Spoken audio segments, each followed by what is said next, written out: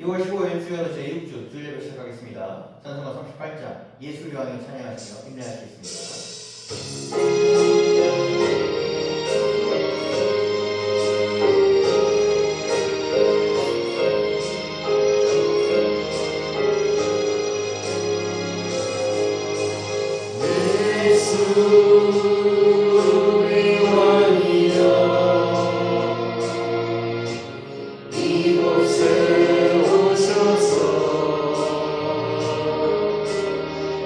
우리가 함께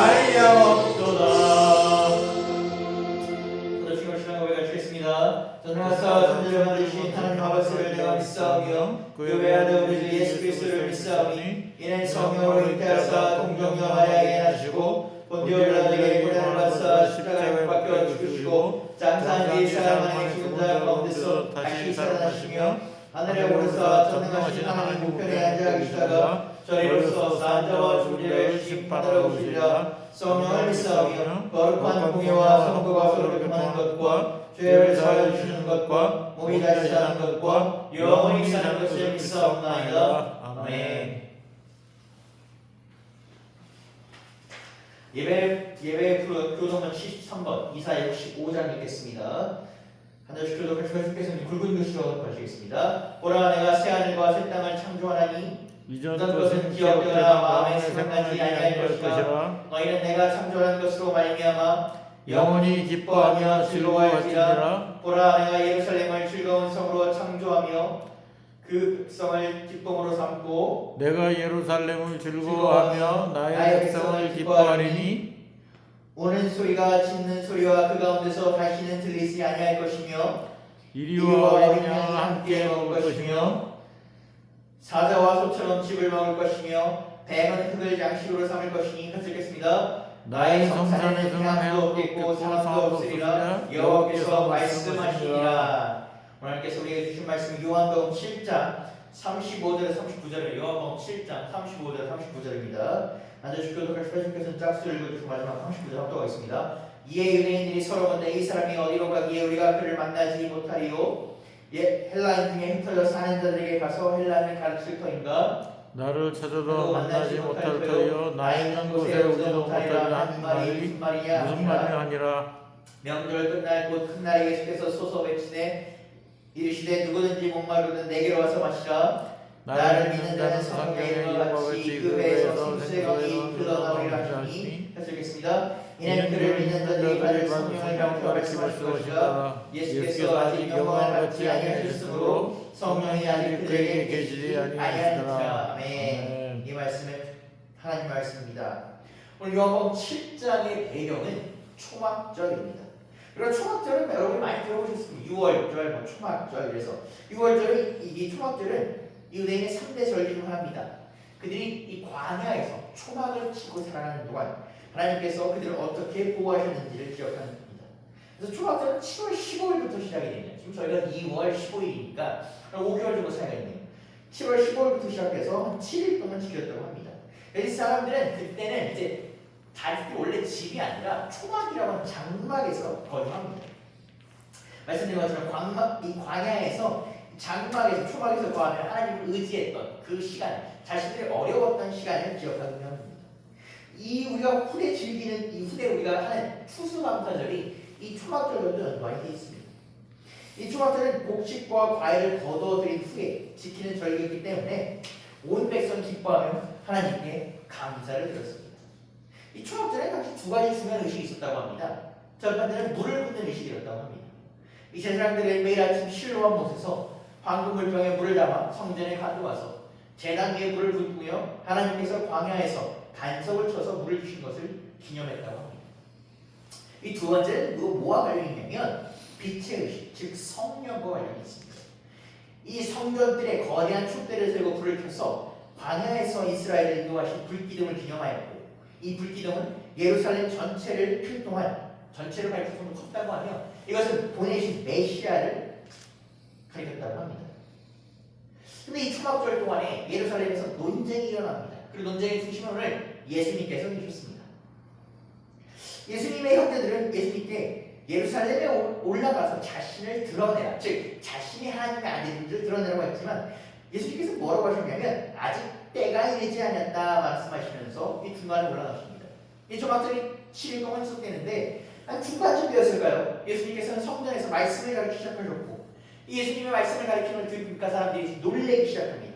뭐 이유는 별거 아닙니다. 이유는 뭐냐면 당시 목수로 알려졌던 나사렛으로 왔던 저 한낱 그냥 이름 모를 저 행인이었던 저 예수라는 사람이 어찌 이렇게 깊은 가르침을 가르칠 수 있느냐라는 게 사람들에게 큰 충격이었다고 합니다.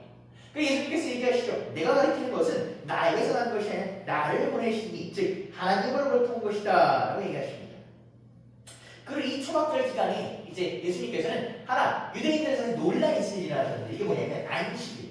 안식일은 하나님께서 그 천지창조를 하실 때 마지막 7번째 날 쉬신 날을 기념합니다. 그래서 이때 유대인들은 아무것도 하지 않았는데 이 아무것도 하지 않는 게 하나님에 대한 감사를 지나셔서 나중에는 그냥 아예 그냥 강박 정도로 됐다고 합니다. 그래서 어느 정도 되냐면 이 유대인의 7일째 되는 날 예를 들어 우리 집 저희 집이 무너졌습니다. 그러면 그 7일날은 고칠 수 없다고 합니다. 아무리 해서 이 사람들이 강박이 되는데 예수님께서 이때에 뭐라고 하셨냐면 병자 하나를 고치셨습니다. 병자 하나를 고치셨어요.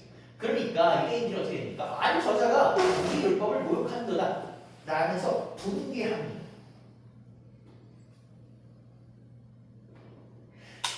그래서 예수님께서 뭐라 하면 너희 왜 안식일이 하게 되느냐? 안식일에 형식에 매이지 말라라고 하십니다. 그리고 나서 이 어떤 사람들은 일부 회중들은 뭐라고 하냐면 과연 이 예수님이 하나님 보내신 자 그리스도가 맞는가를 의심하기 시작합니다. 여러 가지 이유가 있는데 그들은 뭐라고 얘기하냐면 이 사람이 갈릴리 당시 얘기했던 이전에 말씀드린 적이 있는데 그 이스라엘에서 당시에 약간 시골 동네 같은 갈릴리 온 사람이 무슨 성스러운 일을 하겠는가라고 얘기합니다. 이 대제사장과 바리새인들은 예수님을 잡으려 병사들을 보냈습니다. 그런 이 긴장감 있는 배경 속에서 마지막 날, 큰 날 예수님께서는 중요한 얘기를 하시는데 오늘 본문이 여기서부터 시작이 되는 것입니다. 요한복음 7장 35절 36절 읽겠습니다. 이에 유대인들이 서로 묻되 이 사람이 어디로 가기에 우리가 그를 만나지 못하리요? 헬라인중에 흩어져 사는 자들에게 가서 헬라인의 값을 터인가? 나를 쳐도 만나지 못할 터요? 나 있는 곳에 오지도 못하리라 하는 말이 무슨 말이더냐? 유대인들은 예수님 하신 말씀에 대해서 오해했습니다. 그래서 예수님 물리적으로 어느 곳에 가는데 예수님을 만날 수 없는가라고 얘기했습니다. 그래서 첫 번째 얘기한 것이 뭐냐면 헬라인주의, 즉 헬라인이라는 뭐냐면 유대인들 가운데서 유대인들이 나라가 많고 여러 가지 그 외적인 침입을 받자 흩어져 사는 디아스포라 유대인이라고 합니다. 그래서 디아스포라 유대인이 가는 그 멀리로 가는가라고 얘기합니다. 우리 옛날에 그 일제 강점기대를 보면 어떻습니까? 그 일제 압제 속에서 여기서 살지 못해서 간도나 저기 북쪽으로 도망간 사람들 있죠. 그 사람들을 디아스포라라고 합니다. 마찬가지로 이 유대인 이스라엘 밖에 사는 사람들을 디아스포라 유대인이라고 하는데 그 중에서 이 그리스 그 문명권에 가는 사람 헬라인이라고 하는 겁니다. 그래서 헬라 유대인들이 가는 대로 가는가라고 얘기한 것입니다. 아까 말씀드린 것처럼 이 이스라엘 사람들은 예수님께서 하신 말을 얘기하지를 못했기 때문에 만날 수 없다는 곳이 혹시 그곳에 가는가라고 얘기를 하는 것입니다. 혹은 또 뭐라고 얘기하면 지리적인 장소에서 얘기합니다. 사실 요한복음을 보게 되면 예수님께서 여러 가지 말씀하셨는데 이 비유적으로 말씀하셨는데 이 예수님의 말씀을 이해하지 못한 경우도 여러 번 보입니다. 첫 번째는 우리가 니고데모 얘기를 볼 수 있겠죠. 니고데모가 사람이 늙으면 어떻게 거듭날 수 있겠습니까? 라고 물었고 그런 얘기합니다. 두 번째 모태로 들어가야 됩니까? 라고 얘기했던 적이 있고 사마리아인은 어떻습니까? 당신이 이 물 뒤를 우물도 없고 그 그릇도 없고 우물이 깊은데 어찌 생수를 구하겠습니까? 라고 얘기했습니다. 마지막으로 군중들은 예수님이 생명의 떡을 먹으라고 해서 어떻게 합니까? 육체적인 떡을 생각했습니다. 당시 유대인들은 이렇게 자신들이 보이는 면에서 생각을 했습니다. 그러니까 예수님께서는 이 사마리아에게 말씀하셨던 여인에게 말씀하셨던 말을 확장해서 이렇게 말씀하십니다. 요한복음 7장 37절 39절 읽겠습니다. 명절 끝날 곧 큰 날에 예수께서 서서 이르시되 누구든지 목마르면 내게서 와서 마시라. 나를 믿는 자는 성경에 이름과 같이 그 배에서 생수의 강이 흘러나오리라 하시니 이는 그를 믿는 자들이 받을 성령을 가리켜 말씀하신 것이라. 예수께서 아직 영광을 받지 않으셨으므로 성령이 아직 그들에게 계시지 아니하시는구나. 예수님께서 그들에게 얘기하십니다. 누구든지 와서 이 물을 마시라. 성경을 보면 예수님께서는 종종 누군가를 초대하시는 경우를 종종 본 적이 있습니다. 예를 몇 들어보면 예수님 너무 보고 싶어서 나무에 올라간 그 삭개오를 부르셔서 그와 함께 같이 식사를 하셨습니다. 사마리아인을 불러 대화하시고 그녀의 영혼 치유하셨고 자신의 제자, 이전에 그 세리였던 마태를 불러서 함께 먹고 마시는 유대인들 사이의 세리는 로마의 편을 든 그 압제자의 편을 든 반유대인, 유대인이지만 유대인을 배신한 사람들로 여겨졌는데 그들을 불러서 죄인이 아니라 의인으로 대하셨습니다. 또 우리가 너무 잘 아는 말씀이죠. 수고하고 무거운 짐진을 불러서 어떻게 했습니까? 쉬게 하리라 라고 말씀하셨는데 이제는 뭐냐면 뭐라고 계시면 모두에게 생수의 강을 마시라 라고 합니다. 누구든지 누구라도 어떤 제한 조건도 없습니다. 유대인이든 이방인이든 부자든 가난한 자든 의인이든 누구든 오라 하셨습니다. 예수님께서 더욱더 뭐라고 하셨냐면 율법을 따르라고 하시도 않으셨고 성전을 오라 하시도 않으셨고 제사장이 가라 하시도 않으셨고 뭐라고 하시면 나에게 오라. 나를 만나는 것이보다 너희가 생수의 강을 마신다라는 것입니다. 이것이 우리가 성경에서 얘기하는 예수님의 인격적 초대입니다. 우리와 함께 관계 맺으시는 것입니다. 근데 굳이 우리가 하나 이 생수의 강을 마실 수 있는 사람의 조건을 하나 따지자면 목마르거든입니다. 목마르거니 무엇을 의미하느냐? 목마름은 우리가 여기 육체적 갈등도 있지만 여기서 말하는 것은 영적 갈등입니다. 우리가 지난 시간 계속 보고 있는데 성경에서 이 원복은 물에 대해서 강조합니다. 그리고 우리가 이 물에 대해서 강조하는 것은 사람들이 우리 세상 살 때 이 세상의 것 때문에 갈증을 나는 것을 말합니다. 우리가 그들이 돈으로 명예로 쾌락으로 관계를 채우려고 합니다. 이 사마리아 여인이 그 영원히 목마르지 않은 물을 주십시오라고 했을 때 그 여인은 어떻습니까? 마시는 물이 계속 그녀에게 목마름을 하게 했습니다. 예수님께서 사마리아에게 말씀하셨습니다. 이 물을 마시는 자마다 다시 목마르거니와 내가 주는 물을 마시는 자는 영원히 목마르지 아니하리. 예수님께서 뭐라고 하십니까? 내게 와 마시라라고 합니다. 즉 우리가 영원히 목마르겠지만 그 목마르지 않은 해결책이 누구에게 있다? 예수에게 있다는 것입니다. 우리는 하나 더 나아가서 생수의 강이라는 단어를 봐야 됩니다. 이 생수의 강은 과연 무엇이며 어디서 나오는 것입니까? 이 생수의 강은 믿는 자의 배에서 나온다고 합니다.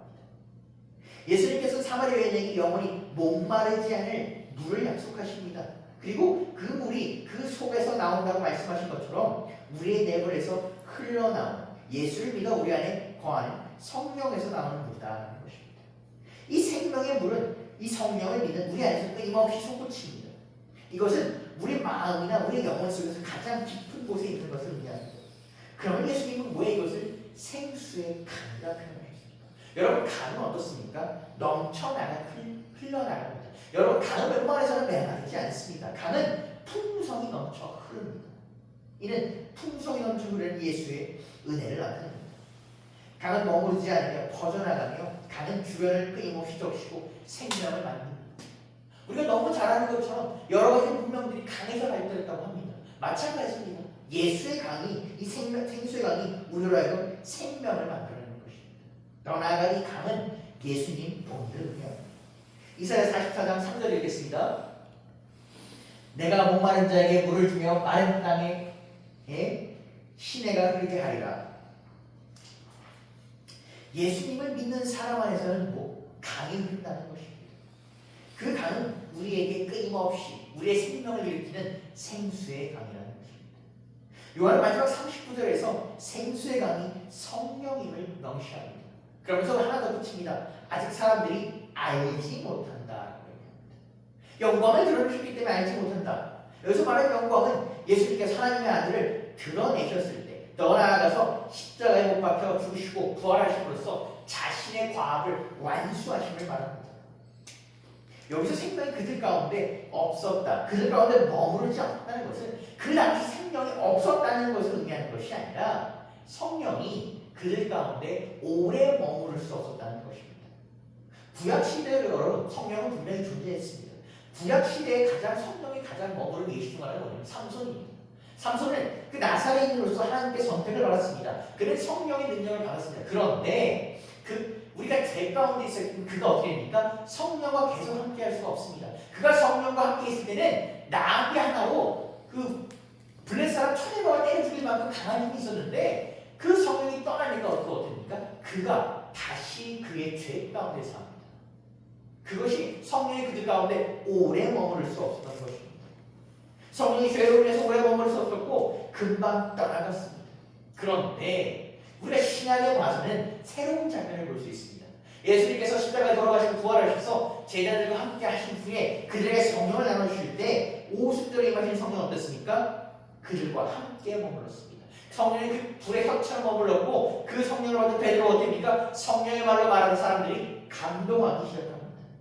성령이 모든 육체 가운데 예수 이름을 잇는 모든 육체 가운데 주어지는 것입니다. 구약시대는 아까 말씀드린 것처럼 특별 선택된 특정 사람의 특정 시간에 특정 목적을 위해서 임하였습니다. 그런데 신약에는 믿는 자에게 영구하게 존재합니다. 예수님께서 우리를 구원하신 후에, 예수님께서 십자가에 달려가서 못 박히신 후에, 부활하신 후에 성령이 우리에게 주어졌습니다. 이는 왜냐하면 십자가의 죽음과 부활이 구원을 이뤘기 때문입니다. 성령은 예수님께서 구하셨으니까 구원을 우리에게 적용하는 것입니다. 예수님의 구원이 완성되었기 때문에 성령이 우리에게 오는 것입니다. 성령은 무엇입니까? 우리가 흔히 그런 얘기하죠. 교회에서 성령 얘기하는 성령은 무엇입니까? 성령은 우리와 하나님, 우리와 예수님을 잇는 연결고리입니다. 우리가 그런 얘기 많이 합니다. 신이 사람 하나하나를 너무 다 보살필 수 없어. 누굴 보냈다? 부모를 보냈다는 겁니다. 마찬가지입니다. 그 당시 이스라엘 사람들은 예수님을 눈으로 보고 있습니다. 그런데 예수님께서 승천하신 후에 제자들이 묻습니다. 주여, 예수님께서 승천하시면 우리는 어떡합니까? 그때 뭐라고 하십니까? 걱정하지 마라. 내가 아버지의 구하기서 너에게 성령을 보냅니다. 그렇기 때문에 예수님께서 지금 승천하셨어도 우리와 함께 지금 호흡하지 않으셔도 어떻게 우리가 그러니까 그 성령을 통해 우리가 예수님과 교통할 수 있는 것입니다. 그렇기 때문에 우리가 뭐라고 합니까? 주께서 우리와 함께 하신다라고 하는 것입니다. 그 성령을 통해서 성령은 하나님과 우리를 잇는 것이며 예수님과 우리를 잇는 것입니다. 성경에 보게 되면 어느 누구도 하나님의 얼굴을 볼 수 없다, 본 사람이 없다고 합니다. 하나님을 그럼 어떻게 우리가 만날 수 있는가? 하나님을 만나는 방법은 예수님을 통해 만나는 것입니다. 그렇기 때문에 우리가 누구의 이름으로 기도합니까? 예수 그리스도의 이름으로 기도하는 것입니다. 그럼 우리가 예수님을 어떻게 교통하고 수 있는가? 그것이 바로 뭐다? 예수께서 보내신 성령을 통해서 가능한 것입니다. 성령은 우리와 하나님, 우리와 예수님을 잇는 매개체입니다. 예수님께서 승천하실 때 성령을 약속하시며 제자들에게 그리고 우리에게 영원히 함께 하실 것을 약속하십니다. 요한복음 14장 16절에 있겠습니다. 내가 아버지께 구하였사오니 그가 또 다른 보혜사를 너희에게 주사 영원토록 너희와 함께 하리라. 여러분, 보혜사라는 것은 뭐냐면 상담자, 보호자입니다. 성령은 예수님께서 우리를 하여금 보호자, 치유하시는 자이며 우리를 구원하시는 자입니다. 그렇기 때문에 우리가 이렇게 얘기하는 겁니다. 우리 일상 가운데 주님께서 나를 머리부터 발까지 보호하신다. 뭐에서? 성령에 의해서 가는 것입니다. 여러분, 우리는 영적으로 목마른 자들입니다. 이 세상의 것으로는 우리가 그 갈증을 채워지지 않습니다. 예수를 통해서 예수의 이름으로 갈증이 채워집니다. 그렇기 때문에 우리가 예수의 이름을 향해서 나아가는 것입니다. 예수께서 우리에게 생수를 주십니다. 그 생수는 무엇이냐면 성령입니다. 성령은 우리 안에 거하시고 우리를 새롭게 하시고 우리에게 생명을 주십니다. 사랑하는 성도 여러분, 우리는 오늘도 이 자리에 서서 누구나 나와서 생수의 강을 받아 먹으라 하는 주님의 초대에 응답해야 합니다. 주님 오늘도 얘기하시면 누구든 목마르거든 내게로 와 생수의 강을 마시라. 주님께 나아가십시오. 주님이 주시는 물을 마십시오. 그러면 여러분 안에서 생수의 강이 흘러나옵니다. 성령께서 여러분 안에 거하시고 여러분을 통해 많은 사람들에게 생명의 물이 흘러갑니다. 이것이 주님께서 우리에게 허락하신 특권이고 사랑인 것입니다. 이번 한 주도 생수를 강을 사모하신 여러분 되시길 주님을 축복합니다. 기도하시겠습니다. 생명의 그런 되신 하나님 아버지, 오늘도 목마른 우리를 향해 내게 와서 마시라 라고 말씀하시는 주님의 음성을 듣게 하시니 감사합니다. 주님, 우리의 마음 깊은 곳에 있는 우리 갈증을 주님 아십니다. 세상의 물로 채우려고 했던 우리의 어리석음을 용서하시고 참 생명 되신 리빙 워터 되신 예수님께 나아오니 주여 우리를 채워 주옵소서. 성령이 우리 안에 내주하시고 우리의 말에 신명을 적시시고 우리의 굳은 마음을 녹여주소서. 우리 내면에서 생수의 강이 흘러나와 가정과 우리 교회와 삶의 자리마다 주의 생명이 전해지게 하옵소서. 받기만 하는 신앙이 아니라 흘러보내는 삶이 되게 하시고 날마다 주님 안에서 세워지게 하여 주옵소서. 우리의 생수 되신 예수 그리스도의 이름으로 기도드렸습니다. 아멘. 찬송가 183장 빈들의 마른 풀같이 찬양하시겠습니다.